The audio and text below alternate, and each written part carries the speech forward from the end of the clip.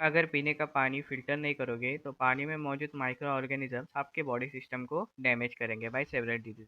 ठीक वैसे ही अगर हाइड्रोलिक सिस्टम का ऑयल अगर फ़िल्टर नहीं किया जाएगा, ऑयल में मौजूद डर्ट पार्टिकल्स आपके हाइड्रोलिक सिस्टम को डैमेज कर देंगे। इसीलिए जैसे हम घर में पानी का फ़िल्टर यूज़ करते हैं, वैसे ही हाइड्रोलिक सिस्टम में हम ऑयल फ़िल्टर यूज़ करते हैं। चलिए इस कॉन्सेप्ट को इन डिटेल समझ लेते हैं। तो जैसे कि आप लोग जानते होंगे कि बहुत से motor machines like CNC, VMC hydraulic pressure पे काम करते हैं और इसमें लगने वाला हाइड्रोलिक प्रेशर भी बहुत ज़्यादा होता है। तो ऐसे मशीन्स के हाइड्रोलिक सिस्टम में क्लीन ऑयल होना इम्पॉर्टेंट है।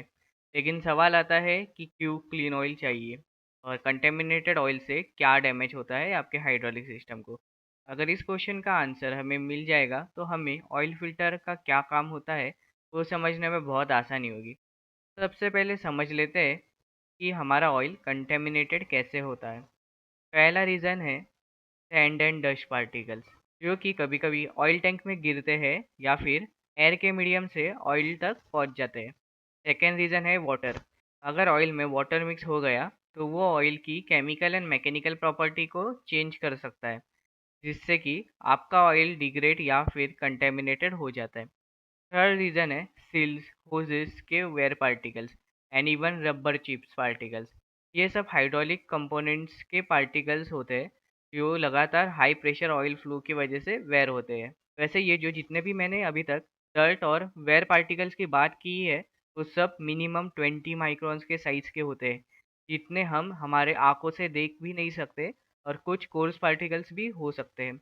इसी के साथ और भी कई रीजंस होते हैं, लाइक केमिकल रिएक्शन से जनरेट होने वाले स्लज, अदर फ्लूइड्स एक्सेट्रा। ये सब रीजंस की वजह से ऑयल कंटेमिनेट होता है। तो चलिए जान लेते हैं कि ये कंटेमिनेटेड ऑयल हमारे सिस्टम को कैसे डैमेज करता है। तो ये जो डस्ट पार्टिकल्स होते हैं कंटेमिनेटेड ऑयल में, वो इस ऑयल के साथ पूरी सिस्टम में ट्रेवल करते हैं, एंड ये पार्टिकल्स हाइड्रोलिक डिवाइस के इनलेट में या फिर पाइप्स में जैमिंग भी कर सकते हैं। एंड सरप्राइजिंग फैक्ट तो ये है कि इवन 20 माइक्रोन साइज के पार्टिकल्स भी आपके हाइड्रोलिक सिस्टम में जैमिंग का रीज़न बन सकते हैं। सेकेंड बिगेस्ट डैमेज इसकी damage of pump and other moving devices. अगर ये पार्टिकल्स पंप में चले जाएंगे, वहाँ से जो मूविंग पार्ट्स होते हैं पंप के, लाइक पिस्टन, उसमें भी ये जैमिंग कर सकते हैं या फिर उसके पार्ट्स को वेयर कर सकते हैं। जैसे कि आप यहाँ पे देख सकते हैं, ये जो हाइड्रोलिक ऑयल यहाँ से पास हो रहा है, तो क्या होता है कि यहाँ पे आप देख सकते हैं, यहाँ पे वो कंटेमिनेशन यहाँ पे डिपॉजिट होके इस पिस्टन को जैम कर सकता है। या फिर सेकेंड रीज़न है कि ये जो वेयर पार्टिकल्स होते हैं, ये हमेशा पिस्टन के कांटेक्ट में आके आगे चले जाते हैं। तो इसके वजह से ये जो पिस्टन का ऊपर का जो सरफेस है, तो अभी ये वेयर कर सकते हैं। क्योंकि ये जो छोटे-छोटे 20 माइक्रोन के साइज़ के भी जो पार्टिकल्स होते हैं, वो एज़ अ एब्रेसिव मटेरियल काम करते हैं, जिसकी वजह से ये जो पिस्टन है, उसका जो ऊपर का जो सरफेस है, खराब हो जाता है। अगर पंप की जगह हम दूसरा हाइड्रोलिक डिवाइस लाइक एक्चुएटर की बात करें या फिर वेल्व्स की बात करें, वहाँ पे भी ये सिमिलर डैमेज कर सकता है जैसे कि पंप में होगा, एंड इसका असर आपके हाइड्रोलिक सिस्टम के एफिशिएंसी पे गिरेगा। अगर आपके सिस्टम में जैमिंग हुआ, फ्लो भी कम होगा एंड प्रेशर ड्रॉप भी होगा सिस्टम में, एंड डिवाइसेस के वेयर एंड टेयर के वजह से उसकी एफिशिएंसी कम हो जाएगी, एंड थस आपके हाइड्रोलिक सिस्टम की एफिशिएंसी भी कम हो जाएगी। एंड और एक चीज़ इसकी एफिशिएंसी कम करती है, वो है वाटर मिक्स इन ऑयल। इससे ऑयल की mechanical property and chemical properties change होती है, and then oil desire effect नहीं दे पाता। अब आप ही बताइए, अगर ऐसा कंटेमिनेटेड ऑयल हम सीएनसी जैसे मशीन में इस्तेमाल करेंगे, तो भाई साहब एफिशिएंसी तो ख़राब होगी ही, लेकिन आपका मशीन के पार्ट्स भी ख़राब हो जाएंगे जिनकी प्राइस लैक्स में है, एंड रिपेयरिंग का खर्चा अलग से। इसीलिए ऑयल फिल्टर्स को यूज़ करना बहुत इंपॉर्टेंट है। ऑयल फिल्टर इस सारे कंटेमिनेशन को कलेक्ट करता है एंड क्लीन ऑयल सिस्टम में सप्लाई करता है। बेसिकली हाइड्रोलिक सिस्टम में ऑयल फिल्टर हम 3 जगहों पर प्लेस कर सकते हैं, जिसमें से पहला जगह है inlet line filter. Inlet line filter में हम हमारा oil filter oil tank and pump के बीच में प्लेस करते हैं। ये फ़िल्टर यहाँ पे यूजुअली पंप को प्रोटेक्ट करने के लिए प्लेस किया जाता है। लेकिन इनलेट लाइन फ़िल्टर में प्रेशर ड्रॉप एक मेजर प्रॉब्लम होता है। देखिए, जब भी पंप चालू होता है तो सबसे पहले उसमें वैक्यूम क्रिएट होता है, यानी कि लो प्रेशर क्रिएट होता है, and due to this oil tank का ऑयल पंप में फ्लो होना चालू होता है। मान लीजिए अगर हमने ऑयल टैंक एंड पंप के बीच में फ़िल्टर लगाया और फिल्टर में तो स्ट्रेनर्स होते हैं। स्ट्रेनर्स मतलब ये जाली जिसे हम नेट कहते हैं, ये आपने घर पे देखा भी होगा, इसे स्ट्रेनर कहते हैं। तो ये बेसिकली ये आपके घर के जो एक्वागार्ड में उसमें भी ये लगा होता है। तो ये स्ट्रेनर आपके ऑयल फिल्टर में डस्ट पार्टिकल को कलेक्ट करता है, लेकिन यही स्ट्रेनर प्रेशराइज ऑयल को रेजिस्टेंस भी प्रोवाइड करता है। ये देखिए ना, अगर ऑयल इससे फ्लो होगा तो ये जो स्ट्रेनर्स है, ये जो नेट है, वो एक प्रकार से रेजिस्टेंस भी तो प्रोवाइड कर रहा है। तो जब पंप ऑयल टैंक से ऑयल सक करेगा तो फिल्टर रेजिस्टेंस की वजह से ऑयल फ्लो कम होगा पंप में।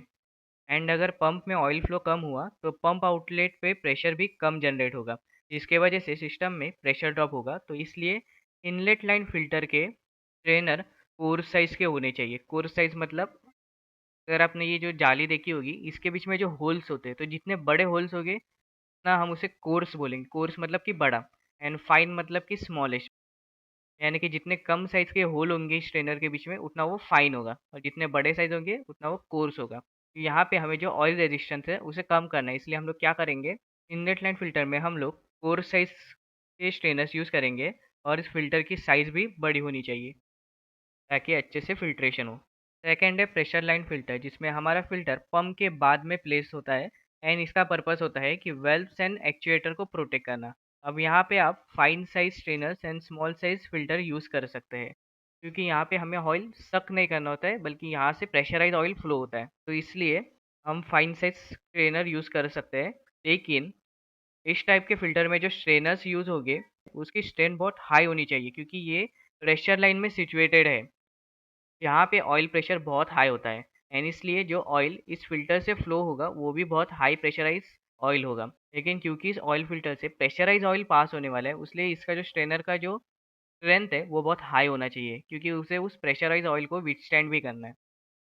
थर्ड है return line filter. Return line filter oil tank के पहले सिचुएटेड होती है, यहाँ पे ऑयल पूरी सिस्टम से फ्लो होके वापस ऑयल टैंक में जाता है। इसका पर्पस होता है पंप को प्रोटेक्ट करना, क्योंकि अगर क्लीन ऑयल टैंक में जाएगा तो वही पंप में भी जाएगा। लेकिन जैसे इनलेट लाइन फिल्टर में हमें कोर साइज स्ट्रेनर इस्तेमाल करने पड़ते हैं, वैसे ये डिसएडवांटेज हमें रिटर्न लाइन फिल्टर में नहीं देखने को मिलता है।